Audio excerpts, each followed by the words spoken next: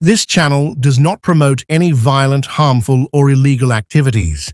All content provided by this channel is meant for an educational purpose only. বিচারপতি সৌগত ভট্টাচার্যের bench নির্দেশ দিল যারা টেন্টেড ক্যান্ডিডেট যাদের এই নিয়োগ প্রক্রিয়ায় নতুন নিয়োগ প্রক্রিয়ায় পার্টিসিপেট করার অধিকার দিয়েছিল করার সুযোগ দিয়েছিল আজকে মহামান্য বিচারপতি বললেন যারা টেন্টেড ক্যান্ডিডেট তাদের নতুন নিয়োগ প্রক্রিয়ায় বসতে পারবেন না। ইভেন যারা অলরেডি অ্যাপ্লিকেশন করে ফেলেছেন যেহেতু 14 তারিখ থেকে অ্যাপ্লিকেশন শুরু হয়ে গেছিল তাদের ওই অ্যাপ্লিকেশনগুলো ক্যান্সেল করতে বলেছে এবং নিয়োগের যে বিধি পরিবর্তন অর্থাৎ ওই নাম্বার ডিভিশনের যে পরিবর্তন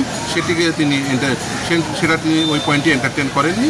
ফলে সেই পয়েন্টটি নিয়ে বলেছেন যে না যেমনভাবে চলছিল ওইভাবেই চলছে। অযোগ্যদের সঙ্গে যে সরকার রয়েছে এটা তো পরিষ্কার, সেই জন্য তো তাদের সুযোগ দিয়েছিলেন যে ওই অ্যাপ্লিকেশন করবেন তারা আবার ঘুরপথে তাদেরকেই নিয়োগ করার বন্দোবস্ত করা হয়েছিল। সেই জন্য আজকে আদালত খুব পরিষ্কার বুঝতে পেরেছেন যে টেন্টেড ক্যান্ডিডেট তাদের আবার সুযোগ দিয়ে দেওয়ার চেষ্টা হচ্ছে। ফলে আদালত খুব স্বাভাবিকভাবে টেন্টেড ক্যান্ডিডেটদের তাদের এই নতুন নিয়োগ প্রক্রিয়ায় পার্টিসিপেট করতে পারবেন না বলে নির্দেশ দিলেন এবং যারা অলরেডি অ্যাপ্লিকেশন করে ফেলেছেন তাদের ওই অ্যাপ্লিকেশনগুলো ক্যান্সেল করার নির্দেশ দিলেন।